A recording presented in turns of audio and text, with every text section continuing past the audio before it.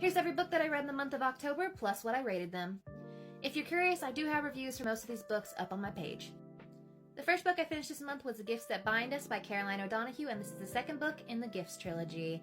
It follows Maeve and her friends as they start to deal with their new powers and fight some of their old enemies. I gave this book 4.75 stars. I loved it just about as much as I loved the first book, maybe just a little more. Next up, I read Curated by Nellie Wilson, and this is a museum love story between the curator of the History Museum and the Science Museum on campus. I ended up giving it 3.75 stars. It was good, but sort of just okay in my opinion.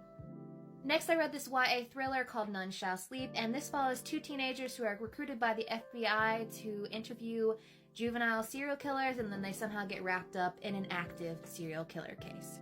I gave it 4.75 stars. This had me on my feet, on my toes, trying to guess what was going to happen. I kind of guessed, for the most part, everything, but definitely recommend. Then I read My Roommate is a Vampire, and this follows Cassie, who is low on funds and needs a cheap room to rent, and just happens to discover that the room that she is currently renting is in the apartment of a vampire. I ended up giving this 4.5 stars. This had me kicking, giggling, and screaming. It is such a cute little romance, and I hope that we get a little spin-off of this book.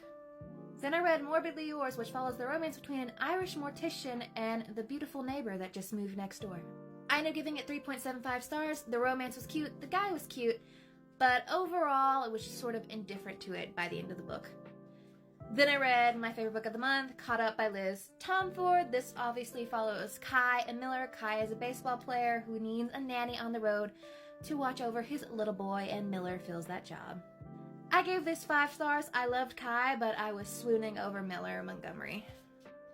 Then I read Wildfire by Hannah Grace. It's the second book in the Maple Hills trilogy, and it follows Russ and Aurora who have a one-night stand, then find out they're going to be working at the same summer camp together as camp counselors all summer long.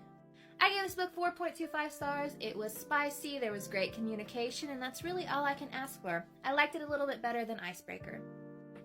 Then I read this smutty Halloween novella, Burn for Jack by Aidan Pierce. I think I liked his Valentine's Day novella a little more, but I gave this one 4 stars. Then I read Good Game by Madison Fox, which follows Stevie, who falls for both Alex and his gamer persona, Blade. I gave it 4 stars. For a debut novel, the spice was immaculate and it was well composed. Then I closed out Spooky Month with His Hideous Heart, which contains 13 retellings of classic Edgar Allan Poe works. My favorite was Night Tide, which is the Annabelle Lee retelling, and I gave this one 4.75 stars.